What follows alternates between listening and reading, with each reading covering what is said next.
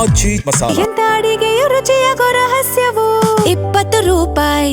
ಲೋಕಸಭೆಯಲ್ಲಿ ಪತ್ರಿಕೆ ಸೋರಿಕೆ ಹಗರಣಕ್ಕೆ ಸಂಬಂಧಿಸಿದಂತೆ ತಿದ್ದುಪಡಿ ಮಸೂದೆಯ ಮೇಲಿನ ಚರ್ಚೆ ವೇಳೆ ಕರ್ನಾಟಕದ ಕೆಪಿಎಸ್ಸಿ ಹಗರಣ ಸದ್ದು ಮಾಡಿದೆ. ಸಂಸದ ತೇಜಸ್ವಿ ಸೂರ್ಯ ಮಾತನಾಡಿ ಸಿಎಂ ಡಿಕೆ ಶಿವಕುಮಾರ್ಗೆ ಕನ್ನಡದಲ್ಲೇ ಪ್ರಶ್ನೆ ಮಾಡಿದ್ದಾರೆ. 10 ದಿನಗಳ ಹಿಂದೆ ಕೆಪಿಎಸ್ಸಿ ಅಧ್ಯಕ್ಷರನ್ನ ಅಮಾನತು ಮಾಡಲಾಗಿದೆ.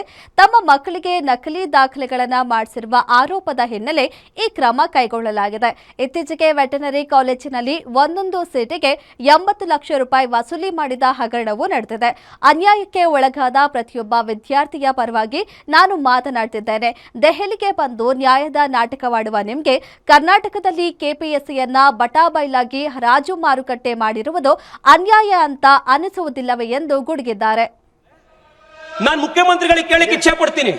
ಕೆಪಿಎಸ್ಸಿಯಲ್ಲಿ ಒಂದು 10 ದಿವಸದ ಹಿಂದೆ ಕೆಪಿಎಸ್ಸಿಯ ಚೇರ್ಮನ್ ಅನ್ನ ಗವರ್ನರ್ ಸಸ್ಪೆಂಡ್ ಮಾಡಿದ್ದಾರೆ. ಯಾಕೆ ಮಾಡಿದ್ರು? ಅವರ ಮಕ್ಕಳನ್ನ, 2 ಹೆಣ್ಣು ಮಕ್ಕಳು, ಅವರಿಗೆ ಯಾರು ಕೆಪಿಎಸ್ಸಿ ಚೇರ್ಮನ್ ಅವರಿಗೆ ಫೇಕ್ ಸರ್ಟಿಫಿಕೇಟ್ ಮಾಡಿ ಕೆಪಿಎಸ್ಸಿ ಚೇರ್ಮನ್ ಅವರಿಗೆ ಕೆಲಸ ಕೊಡಿಸಿದ್ದಾರೆ. ಮೊನ್ನೆ ವೆಟರ್ನರಿ ಕಾಲೇಜಿನಲ್ಲಿ ವೆಟರ್ನರಿ ಆಫೀಸರ್ಸ್ ಗಳದ್ದು ಎಕ್ಸಾಮ್ ನಲ್ಲಿ 80 ಲಕ್ಷ ರೂಪಾಯಿ ಪರ್ ಸೀಟಿಗೆ ಹರಾಜಾಕಿ ಕೆಪಿಎಸ್ಸಿ ಇವತ್ತು ಸೀಟ್ ಕೊಟ್ಟಿದೆ. ಅಧ್ಯಕ್ಷರೇ, ಒಂದೇ ಒಂದು ನಿಮಿಷ.